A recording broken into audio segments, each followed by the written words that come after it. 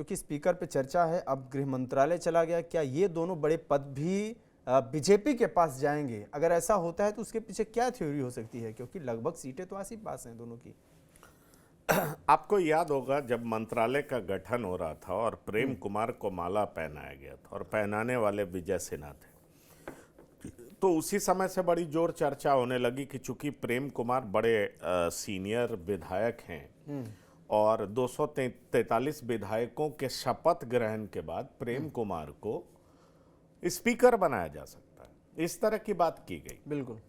अब स्पीकर बनाया जा सकता है, इस बात की चर्चा तो चल गई, बीजेपी के पास नंबर जाता है, बीजेपी स्पीकर का पद चाहेगी, क्योंकि अगर आप पिछला 2 स्पीकर को आप देखें तो आप पाएंगे कि एनडीए की सरकार में बीजेपी का ही स्पीकर था। इससे पहले नंदकिशोर यादव थे, नंदकिशोर यादव से पहले विजय सिन्हा थे।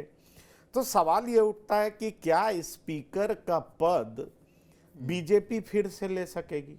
बीजेपी की तैयारी पूरी है, लेकिन इस सब के बीच कहा यह जा रहा है कि होम मिनिस्ट्री, गृह मंत्रालय सम्राट चौधरी को चला गया है।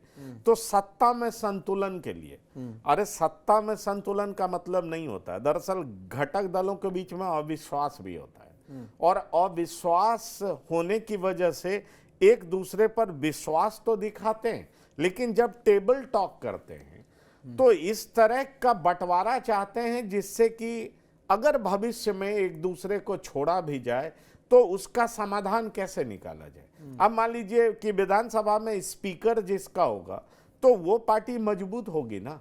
अगर बीजेपी का स्पीकर होगा तो भाई बीजेपी को छोड़ करके जेडीयू इधर उधर जाना चाहेगी तो बहुत आसान भी तो नहीं होगा ये प्रक्रिया। इसलिए बीजेपी चाहती है मेरा स्पीकर हो, और जहां तक जेडीयू का सवाल है, जेडीयू चाहती है मेरा स्पीकर हो।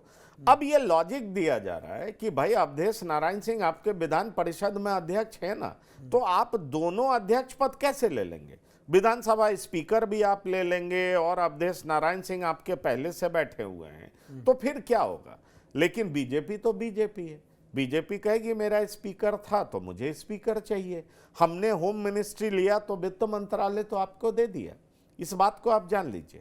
तो ये रस्साकशी चल रही है और ये बड़ा इंपॉर्टेंट है, इस बात को आप जान लीजिए। स्पीकर का पद बिहार जैसे प्रदेश के लिए बहुत इंपॉर्टेंट है, खास तौर पर तब जब नीतीश कुमार का रिकॉर्ड फ्लिप फ्लॉप का रहा है, इस बात को आप जान लीजिए।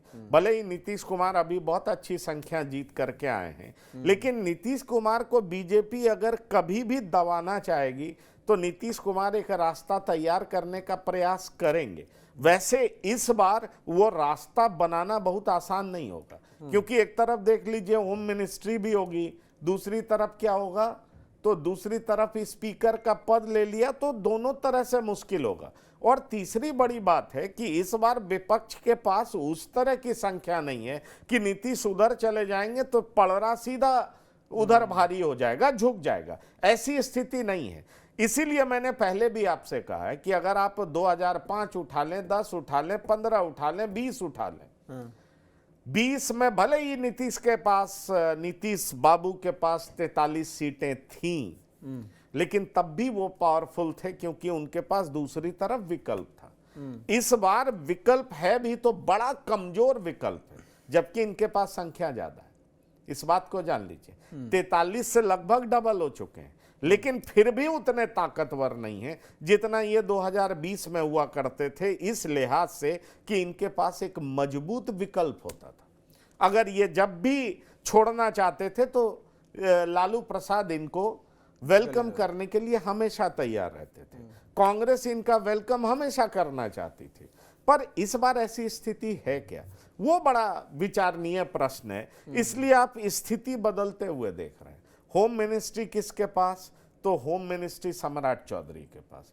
वित्त मंत्रालय ले लिया जेडीयू ने, अभी रस्साकशी जारी है, देखिए स्पीकर का पद किसके पास होता है। ऐसा भी पूरी संभावना है कि स्पीकर का पद बीजेपी के पास ही रहेगा और दोनों सदन में अध्यक्ष बीजेपी का ही होगा।